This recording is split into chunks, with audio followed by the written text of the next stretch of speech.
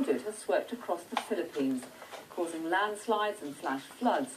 Winds, which at their height reached an estimated 235 miles an hour, knocked down trees and power lines and ripped roofs off buildings. Nearly 750,000 people have been forced to leave their homes, and the Filipino authorities say more than 12 million people are at risk.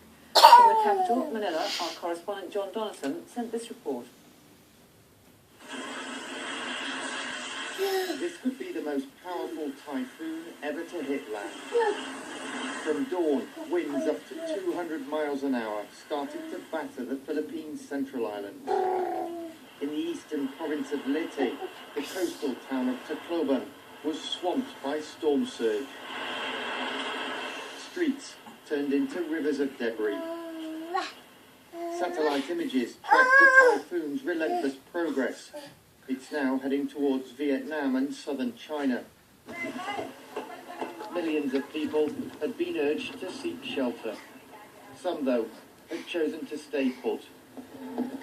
Filipinos are well used to typhoons.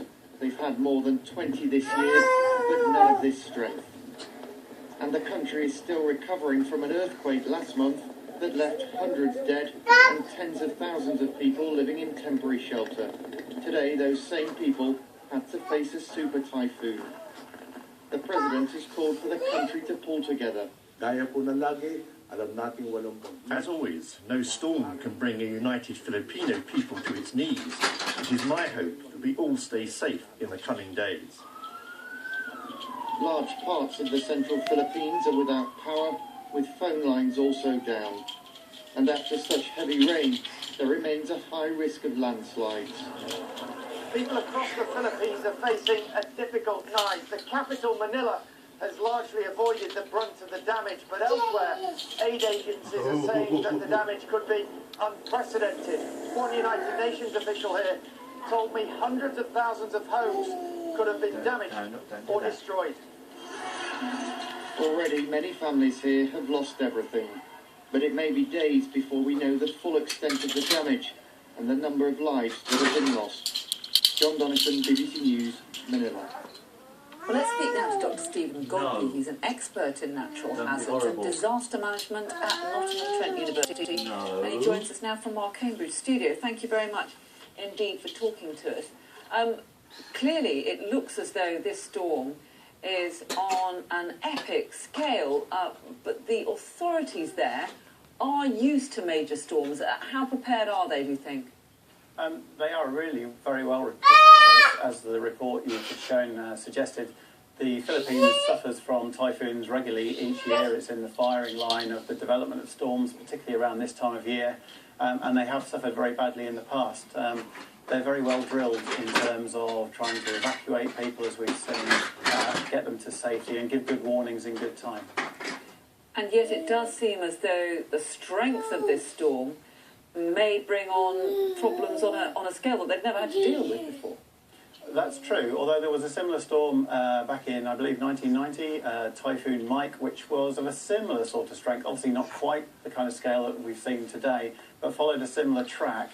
So they have got a track record of dealing with these kind of storms before. What is the key thing when you have got a huge typhoon approaching, in terms of dealing with it, in terms of trying to lessen the potential loss of life? Is it about early warnings? What's the most important preparation? Yeah, absolutely. Those early warnings are key. Unlike other hazards that the Philippines face, like earthquakes, at least with a major storm like this, you do get to see it coming. So warnings have been in place for a good 2 to 3 days now. The authorities have been evacuating people from low-lying coastal districts where the storm surge that your report mentioned has impacted. They tried to move them away from all the sites that have been known to be vulnerable before, including known landslide zones as much as possible.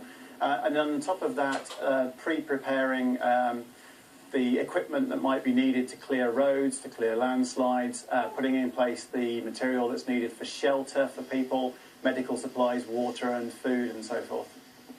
And yet, this is, we're hearing, a typhoon that could leave 12 million people at risk. Yes, I think 12 million kind of reflects the population of the islands that have been affected. The authorities have evacuated around about 750,000 people who would be the most vulnerable. But obviously with a storm this size, we're likely to see a major impact, perhaps in areas that have never suffered before. Is this just something that has been caused by a unique set of climate conditions, or are we looking at deeper causes? Are there signs that this could be connected to global warming? It's very difficult, as no doubt Yolanda and numerous commentators would say before, to link individual weather events like this to a warming trend. We have seen super typhoons like this on a regular basis in the Pacific. As I said, we've seen them strike the Philippines before now. But there is the concern that's increasingly being voiced that perhaps the intensity of the number of storms is actually potentially going to increase.